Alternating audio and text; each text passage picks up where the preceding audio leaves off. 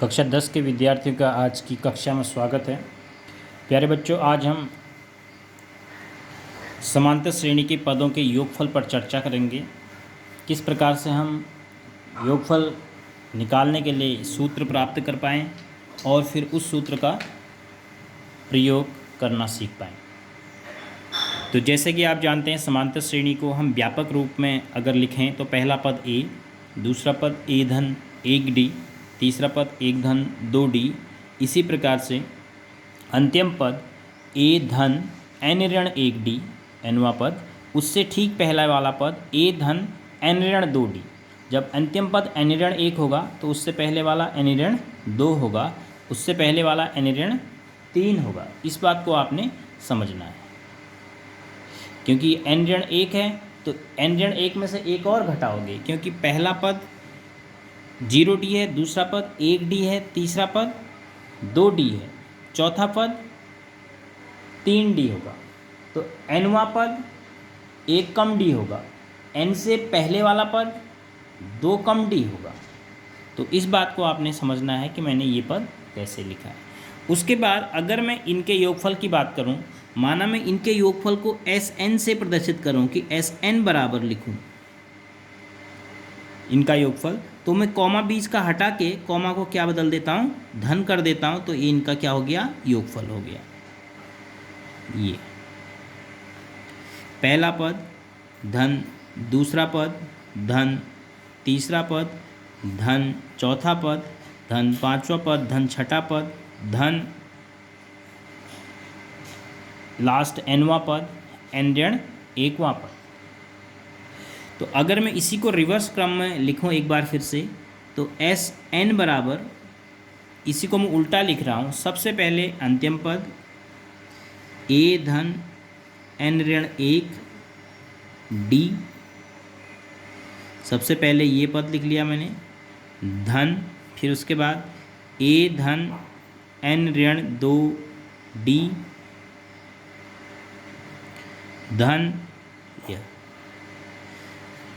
अब सबसे लास्ट में कौन सा आएगा, पहला पद a, और उससे पहले कौन आएगा, दूसरा पद a धन d। यहाँ पर मैंने तीसरा पद अभी नहीं लिखा है।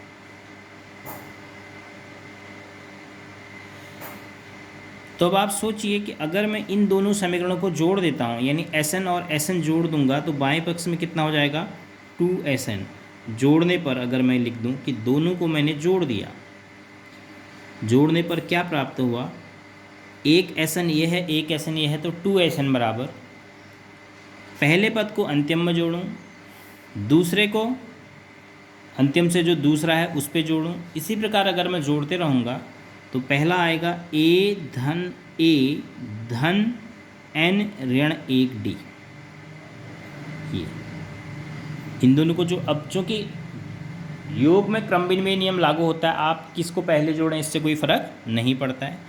अब मैं दूसरे में इसको जोड़ रहा हूँ, बीच में फिर से धन चिन्ह भी लगाना पड़ेगा, a धन 2d प्लस a धन n माइनस 2d। ये ऐसे आते रहेगा। और इसी प्रकार लास्ट से ठीक पहला वाला आएगा a धन n माइनस 2d धन a धन d, सॉरी ये a धन d है, दूसरा ही पद है। और लास्ट में आएगा a धन n ऋण 1d धन a।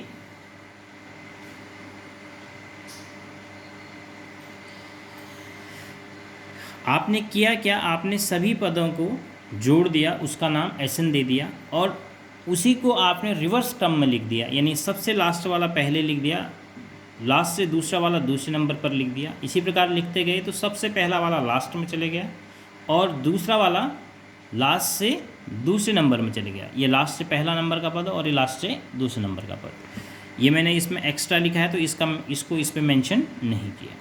उसके बाद मैं इन दोनों समीकरणों को अगर देखूं तो अगर मैं बाएं पक्ष को जोड़ता हूं तो 2Sn मिलता है। तो दाएं पक्ष को पहले में मैंने पहला जोड़ा दूसरे में दूसरा जोड़ा, इसी प्रकार से लास्ट में ये लास्ट जोड़ा, और लास्ट से पहले वाला ए धन टी जोड़ा। तो कितनी बार ये आया होगा ये हमने अब समझना है। पहले मैं इन सभी को जोड़ देता हूँ। देखो ए धन ए, 2a धन n-1d, पहला ये बना धन, यहाँ भी देखिए 2a धन, अब देखो n-2d है अर्थात nd-2d, अगर मैं इसको खोलूँगा तो nd-2d और ये प्लस d। इसी प्रकार चलते रहे dash dash dash dash dash, last में फिर प्लस, इसको जोड़ो तो ये भी आएगा आपका ए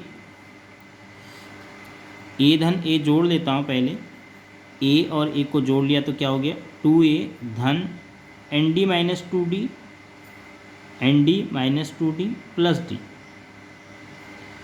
और लास्ट वाला ए धन ए 2a प्लस n-1d। अब इस प्रकार से आपके पास हर बार जोड़ के क्या आ रहा है 2a plus n-1 into D plus 2a plus देखो nd-d आएगा तो ये भी n-1 इंटू डी हो जाएगा, क्योंकि -2d plus d minus D बचा, और ये जो माइनस डी है इसको हमने कॉमन ले लिया तो n-1d। ऐसे ही सभी पद ऐसे ही आते रहेंगे। तो लास्ट में 2a plus n-1d plus 2a plus n-1d। अब आपने सोचना है कि कितनी बार आया। देखो एक ही राशि है 2a plus n-1 into D, 2a plus n-1 into D plus 2a plus n-1 into D plus 2a plus n-1 into D आते रहेगा। कितनी बार? एक बार, दो बार, तीन बार, चार बार? नहीं, एक बार, दो बार, तीन बार, चार बार, पांच बार, ये लास्ट में n बार। तो अर्थात मैंने एक ही संख्या को n बार जोड़ना है। माना मैंने एक ही संख्या को 3 बार जोड़ना है, 5 धन 5 धन 5, तो मैं क्या करूँगा 5 गुणा 3 कर दूँगा, 5 3 15। 10 को मैंने 4 बार जोड़ना है तो 10 धन 10 धन 10 धन 10। इससे अच्छा मैं क्या करूँगा 10 को 4 से गुणा कर दूँगा। अब मैंने यहाँ पर 2a plus n-1 into D को कितनी बार, एक बार, दो बार, तीन बार, चार बार, n बार जोड़ना है। तो मैं क्या कर दूंगा, इन सभी का जोड़ मिला के हो जाएगा n गुणा 2a plus n-1 into D, क्योंकि एक ही चीज़ है 2a plus n-1 into D और उसको जोड़ना कितनी बार है n बार। तो कुल मिलाकर जो जोड़ आएगा वो n गुणा इतना आएगा। और ये क्या चीज़ आ रही है 2sn।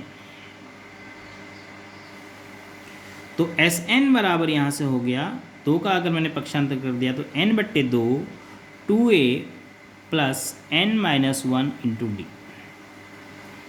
तो इस सूत्र का आप प्रयोग करेंगे किसी भी समांतर श्रेणी के n पदों का योगफल प्राप्त करने के लिए। आपको समांतर श्रेणी दे दी और आपसे कहा कि प्रथम 10 पदों का योगफल प्राप्त करो, तो आप इससे प्राप्त करेंगे। और अगर आपको कभी किसी समांतर श्रेणी का प्रथम और अंतिम पद दिया है तब आप किस प्रकार से योगफल प्राप्त करेंगे, इसी को मॉडिफाई करते हैं। Sn बराबर n/2, 2a को मैं ब्रेक कर रहा हूँ a प्लस a, इस 2a की जगह मैंने लिख दिया a प्लस a प्लस बाकी वही n-1 इंटू डी। अब मैं इस a को अलग कर दूँ तो इसको मैं क्या कहता हूँ ये हमने समझना है। ये हमने पहले प्रश्नावली में पढ़ा भी है, a धन n ऋण 1d, इसकी जगह मैं रख सकता हूँ कि ये nवां पद है। तो इससे फॉर्मूला बनता है Sn बराबर n/2 a धन इस पूरे के लिए मैं एक टर्म लिख रहा हूँ an। तो एक ये फॉर्मूला भी कभी कभी इस्तेमाल आपको करना पड़ सकता है आसानी के लिए। तो इस तरीके से हम समांतर श्रेणी के n पदों के योगफल के लिए सूत्र प्राप्त कर सकते हैं। हालांकि यह आपके बोर्ड परीक्षा में पूछे जाने वाला सवाल नहीं है, लेकिन हमेशा ये जिज्ञासा रहनी चाहिए कि अगर कोई चीज़ आप पढ़ रहे हैं ये कैसे आया होगा, कैसे डिराइव हुआ होगा, तो उस जिज्ञासा को शांत करने के लिए मैंने आपको पहले ही ये दिखा दिया कि हम किस प्रकार से जो फॉर्मूला है उसे प्राप्त कर पाएंगे। दोनों फार्मूले SN बराबर ये और उसका मॉडिफिकेशन करके दूसरा रूल। जिस प्रकार से हमने व्यापक पद में सीखा था कि पहला पद A, दूसरा पद A धन 1D, तीसरा पद A धन 2D, चौथा पद A धन 3D, तो उसको हम व्यापक ले गए, जनरलाइज किया, तो हमें अनवा पद A धन 1 कम N ऋण 1D मिला। उसी प्रकार से SN बराबर ऐसा कैसे आया ये हमने सीखा। SN का मतलब हमने योगफल किया और उसी योगफल को हमने दूसरे क्रम में लिखा, फिर दोनों समीकरण को जोड़ के हमें ये प्राप्त हुआ। और हम देख रहे थे कि एक ही राशि, एक ही चीज़ को हमें n बार जोड़ना पड़ रहा है, तो हमने पहाड़े का प्रयोग करके उसको n गुणा ये लिख दिया। क्योंकि गणित में पहाड़े का कॉन्सेप्ट भी यही है कि पहाड़े क्यों आए। पहाड़े इसलिए आए जब हमें एक ही राशि को बार बार जोड़ना पड़ रहा है, तो इसलिए हमने पहाड़े बना दिए। 10 को 8 बार जोड़ना पड़ रहा है तो 10 8 बार नहीं लिखेंगे, सीधे 10 गुणा 8 10 अट्ठे 80 कह देंगे। और वही चीज़ यहाँ पर थी कि एक ही चीज़ को हमने बार बार जोड़ने की कोशिश की, जोड़ना पड़ा हमें, तो हमने उसको जितनी बार जोड़ना पड़ा n बार, n गुणा ये लिख दिया। फिर उसके बाद आसानी से हमें फॉर्मूला मिल गया। तो इस फॉर्मूले को आप निकालना भी सीख सकते हैं, प्रैक्टिस कीजिए इसको हम किस प्रकार से प्राप्त कर रहे हैं। फिर उसके बाद हम इसका इस्तेमाल करना अगले वीडियो के माध्यम से आपको सिखाएंगे। धन्यवाद।